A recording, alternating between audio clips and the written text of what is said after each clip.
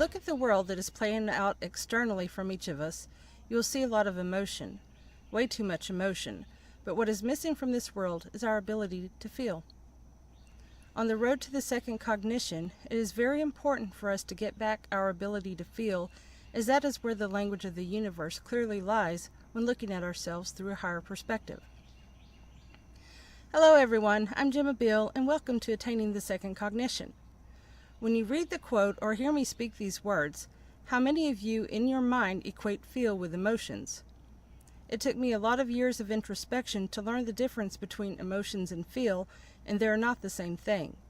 Today's presentation will be defining and discussing in detail the differences between the two and how to learn to feel in a world that doesn't feel. I have very vivid memories from early ages, way before most psychologists will admit that children have the ability to have and store memories. I remember always feeling things so intensely, especially emotions, and being an empath, everything to me was emotions.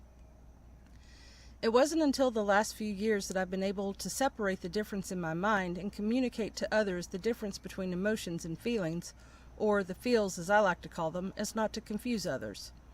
Another word that is used to describe the concept of feel rather than emotion is vibes.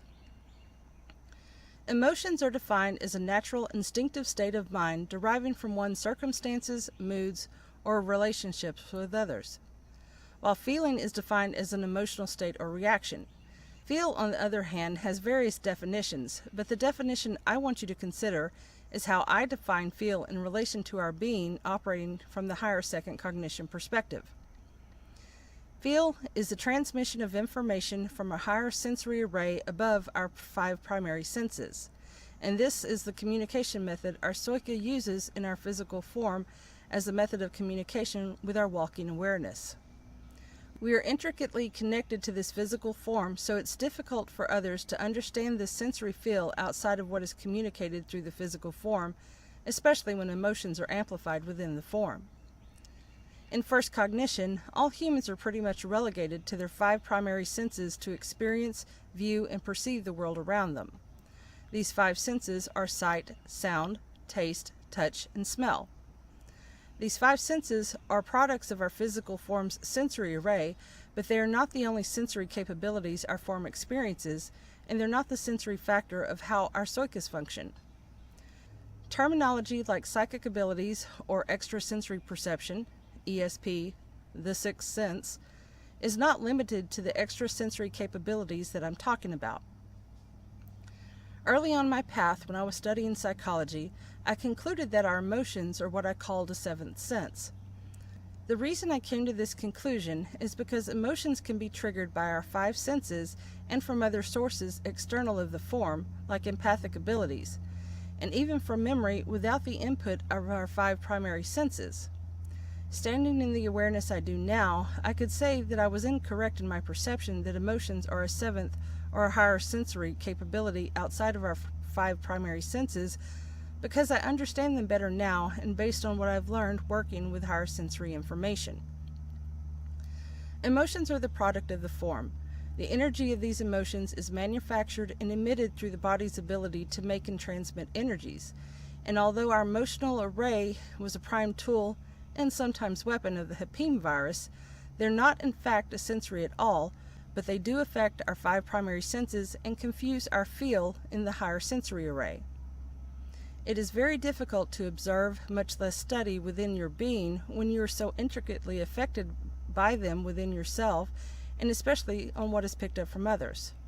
In our video, Empath or Sympath, there is a difference. I walk the listener through my perspective of the empath trait, having studied it intensively in my own mind in the recount of experiences of others.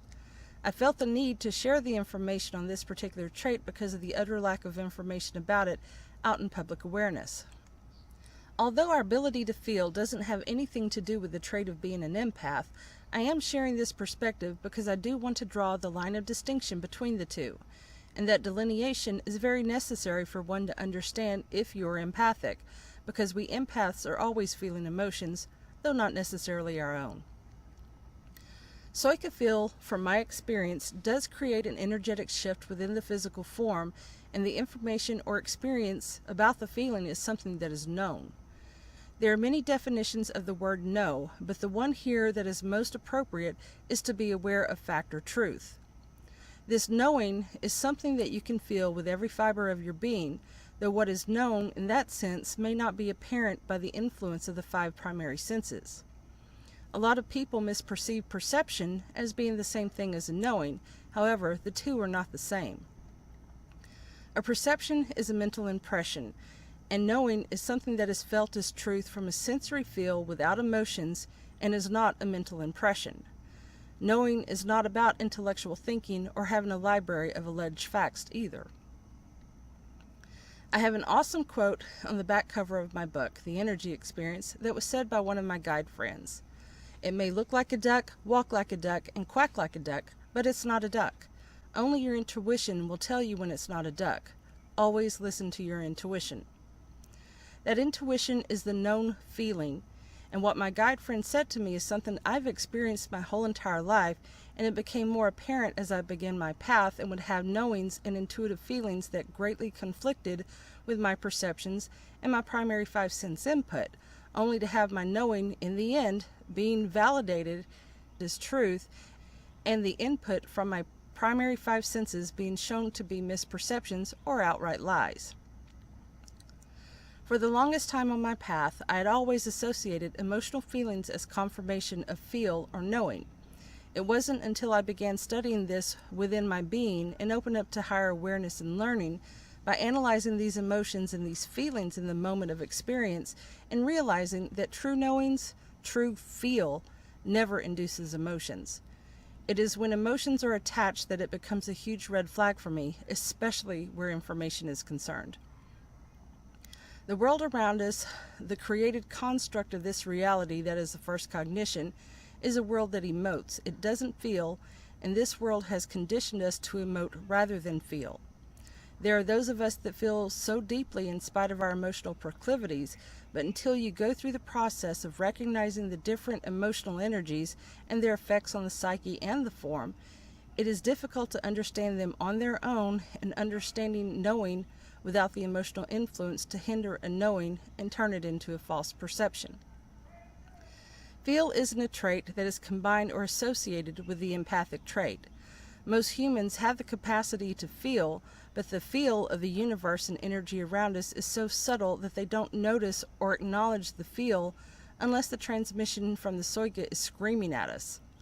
You hear stories about this all the time in instances where someone had a bad feeling and didn't get on the plane and the plane crashed. This is intuition sending us the feel, and though in circumstances such as this, the feel only becomes a bad feeling when we take too long to acknowledge it in order to heed what the feeling is telling us. A lot of humans think that we are somehow superior in our genetic makeup because of our abilities to have verbal communication. However, I disagree. It is my opinion that we are severely limited by our ability to verbally communicate because it limits us to a set of words that may or may not convey what we feel, and we also run into the considerable possibility of others misunderstanding the words we use. I feel that the human function, maybe not here on Earth, but out there in the stars, has been able to communicate through other means, telepathy, feel, and knowing, without ever having to utter a single word.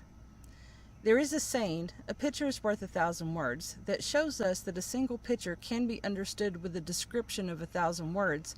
However, in second cognition, I say that a picture is worth 10,000 feelings, and it conveys far more than words ever could.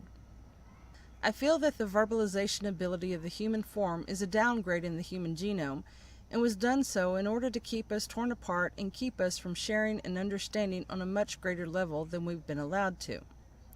There are those of us now that do have traits and abilities, but the information on how to use them or how to hone them and work with them has been severely limited, if not impossible to find. As we have mentioned in many of our previous videos, we are controlled and manipulated by our emotions. The controllers that want to keep us controlled understand the human psyche and physiology, and they understand what I'm telling you. They know our weaknesses, and they know our perceptions have been molded for us since the day we were born, and this knowledge has become a weapon against human consciousness rather than it being a tool for us to use to free ourselves. It wasn't until I crossed the threshold of second cognition that I could see and understand what I'm sharing with you. It was only in becoming neutral in my own emotions that I could view and study this ability to feel and how much information that feel conveys when emotions and perceptual filters are not involved to blur my understanding and realizations of what I know. It is time for us, all of us, to get back our inherent ability to feel beyond emotions in order to understand who we are and what we could do to help shift this first cognition reality of tyranny out of existence so the second cognition reality of freedom can come to life for everyone. When we become our own internal programmers and remove the cognitive and limited filters from our being and from our awareness, there's a whole cosmos of information that is ready and waiting for us to feel, know, and realize. I want to leave you with some things to consider in your self-reflection, and this is something I'll be covering in later videos down the road. Egos assume, perceive, and react. Soikas observe, feel, and know. I want to thank you, ladies and gentlemen, for listening to my presentation and taking the time to consider this information. I want to thank all of our new subscribers and the ones that have been with us on our journey. I'm Gemma Beall. Until next time, stay the course and don't give up on yourself.